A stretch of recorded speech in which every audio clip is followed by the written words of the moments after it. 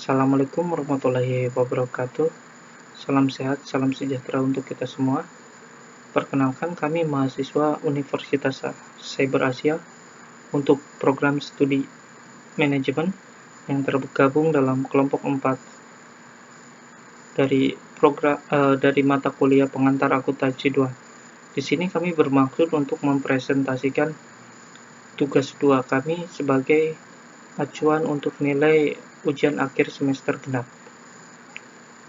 Kelompok 4 itu terdiri dari atau beranggotakan, yang pertama ada Aulia Nurfia Zahra, yang kedua ada Dwi Apri Muryani, kemudian ada David Kacedi, kemudian ada Hakimah Putri, kemudian ada Mahendra Fakih Zevintia, kemudian ada Muslimah As-Sidiki, kemudian ada Ranata Kusuma Sudana, kemudian ada Rosalina Tepe, kemudian ada saya sendiri Taswono, dan ada yang terakhir ada Windy Angelina Setiawan. Di sini kami akan mempresentasikan tugas 2 dengan judul Pengaruh Undang-Undang Cipta Kerja terhadap Nilai Saham Perseroan Terbatas. Perseroan terbatas merupakan pilihan bentuk perusahaan yang paling banyak diminati oleh masyarakat dibandingkan dengan bentuk badan usaha lainnya. Selain pertimbangan ekonomi, pemilihan perseroan terbatas dilatar belakangi oleh beberapa kelebihan, di antaranya aspek legalitas sebagai badan hukum, konsep kekayaan perusahaan yang terpisah dari kekayaan para pemiliknya, termasuk tanggung jawab terbatas dari pemegang saham.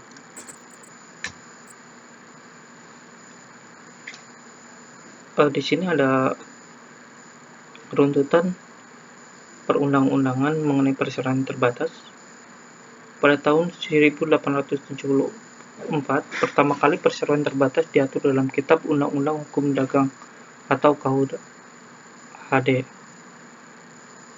Kemudian, pada tahun 1955, pengesahan Undang-Undang Nomor 1 Tahun 1995 tentang perseroan terbatas sebagai pengganti KUHD. Karena Undang-Undang PT 1995 dianggap tidak sesuai dengan perkembangan hukum dan kebudayaan masyarakat, maka dikeluarkan Undang-Undang Nomor 40 Tahun 2007. Selama kurang lebih 14 tahun lamanya, penerapan Undang-Undang Perseroan Terbatas tentu banyak tantangan dan perkembangan baru dari kehidupan masyarakat yang tidak lagi terakomodasi di dalamnya. Di tahun 2020, Undang-Undang Cipta Kerja disahkan melalui UU Nomor 11 Tahun 2020 tentang Cipta Kerja atau UU CK. Setidaknya Undang-Undang tersebut membawa implikasi hukum terhadap materi muatan sejumlah besar undang-undang, salah satunya Undang-Undang Nomor 40 Tahun 2007 tentang Perseroan Terbatas. Undang-Undang Cipta Kerja.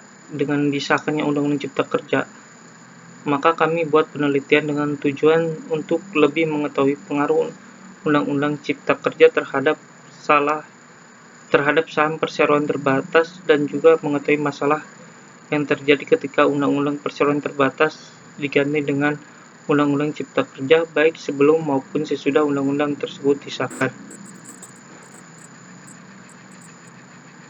Dalam penelitian ini kami mulai dengan metode pengumpulan data, di mana yang kami gunakan adalah metode penelitian data sekunder yang tidak diperoleh secara langsung atau yang tidak disediakan oleh pihak lain, tetapi diperoleh dari bahan perpustakaan yang berasal dari literatur seperti buku, jurnal, referensi lain, atau bahan pustaka yang berkaitan dengan masalah penelitian. Penelitian ini dimaksudkan untuk menguji respon pasar terhadap peristiwa penetapan UU Cipta Kerja yang terjadi pada tanggal 5 Oktober 2020. Pengujian hipotesis mengenai respon pasar terhadap kandungan informasi atas peristiwa penetapan Undang-Undang Cipta Kerja pada 14 saham perusahaan sektor manufaktur dilakukan dengan cara menghitung apakah terdapat perbedaan abnormal return dan trading volume activity di mana sekitar tanggal pengumuman peristiwa. Periode pengamatan selama 21 hari dilakukan 10 hari sebelum dan 10 hari sesudah tanggal penetapan Undang-Undang Cipta Kerja. Pengujian hipotesis pada penelitian ini menggunakan uji paired sample test, di mana data berdistribusi normal menjadi syarat yang harus terpenuhi dalam metode pengujian ini. Menguji normalitas data harga saham dan volume perdagangan saham pada periode pengamatan. Uji normalitas yang digunakan adalah uji Kolmogorov-Smirnov. Pengambilan keputusan dalam metode ini didasarkan pada nilai Monte Carlo sigtotal. Data dinyatakan berdistribusi normal jika Monte Carlo sigtotal bernilai lebih dari 0,05. Sebaliknya, jika nilai Monte Carlo sigtotal bernilai kurang dari 0,5 dan data terdistribusi normal dan tidak terdistribusi normal. Berikut ini adalah hasil uji normalitas untuk kedua variabel. Dari hasil pengujian normalitas tersebut dapat disimpulkan bahwa data berdistribusi normal sehingga data layak untuk diuji menggunakan uji paired sample test. Berdasarkan hasil uji hipotesa di atas menunjukkan bahwa tidak terdapat perbedaan yang signifikan average trading volume activity pada periode 10 hari sebelum dan 10 hari sesudah peristiwa pengesahan UU Cipta Kerja 2020.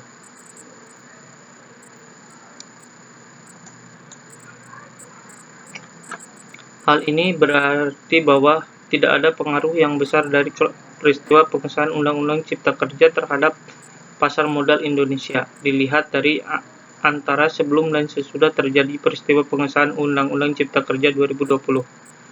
Hal tersebut tidak membawa pengaruh yang signifikan dalam pengambilan keputusan untuk melakukan transaksi saham pada pasar modal oleh para pelaku pasar modal. Aktivitas perdagangan setelah penetapan Undang-Undang Cipta Kerja lebih tinggi dibandingkan dengan sebelumnya. Hal ini menunjukkan bahwa investor merespon secara positif informasi yang masuk ke pasar yang tercermin dari adanya peningkatan aktivitas perdagangan di pasar modal.